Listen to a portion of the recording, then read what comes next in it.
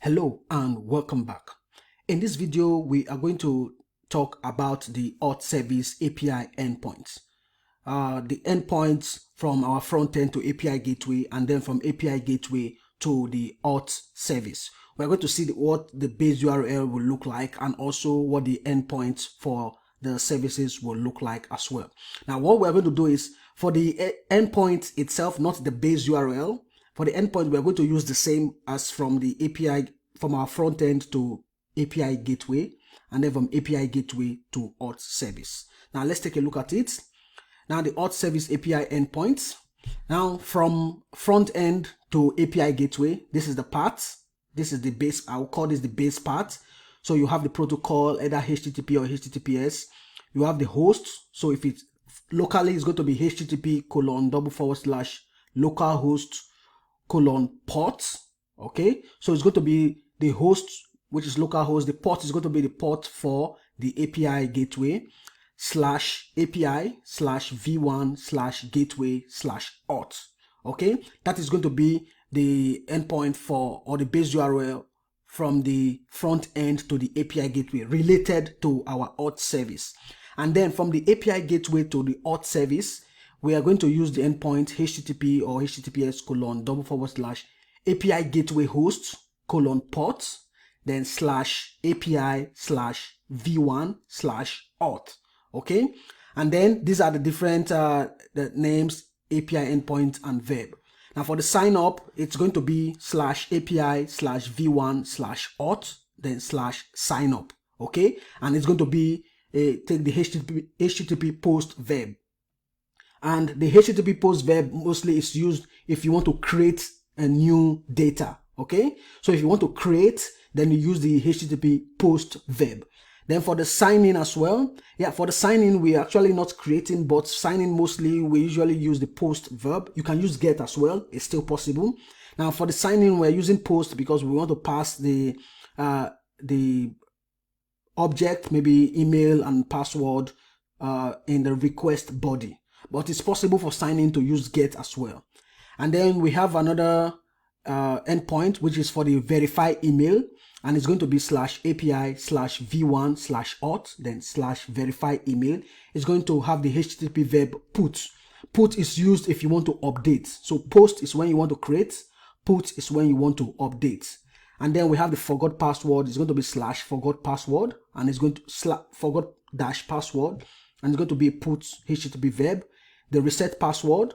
Then for this is also going to be a put HTTP verb, but it will be /reset-password, then /token. So this is after the user has requested for a reset URL, and they get a reset URL. On the front end, when they open the page and the browser will have the token. It's with this token we are going to use to update the user's password. And then change password when the user is already logged in. It will be /change-password, and it's going to be a put verb. Current user, we want to get current user. So when the user is logged in, we want to get the current user data. Then we use /current user.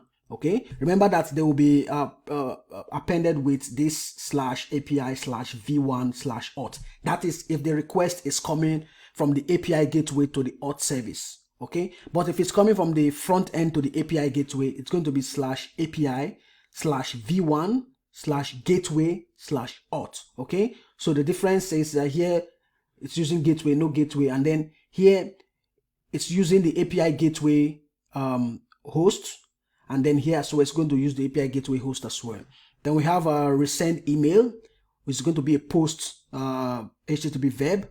So if the user is already logged in but they have not yet verified their email and they want to resend the email, they will just click on a button. It will send them a new email for them to verify. And then one thing I've not talked about at all is seeding, because we will need some way to add data to our database, like the MySQL database, and also to Elasticsearch. So we are going to create a function and an endpoint for seeding.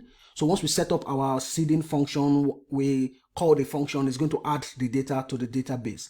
And then for the search itself, okay, remember the search is going to be implemented so that if the user is not logged in, they can search for gigs as well.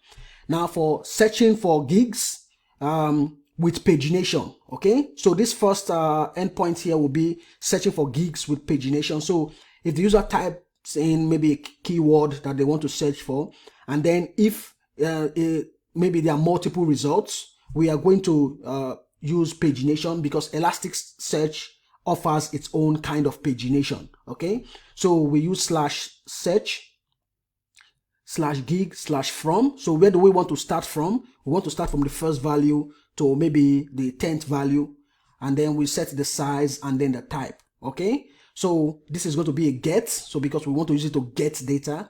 And then search gig, this will just be to get a particular gig, just one single gig, so that the user can view the data. Okay, so this is to get one single gig. And remember, we are getting from Elasticsearch and not from MongoDB, where the gigs will also be stored.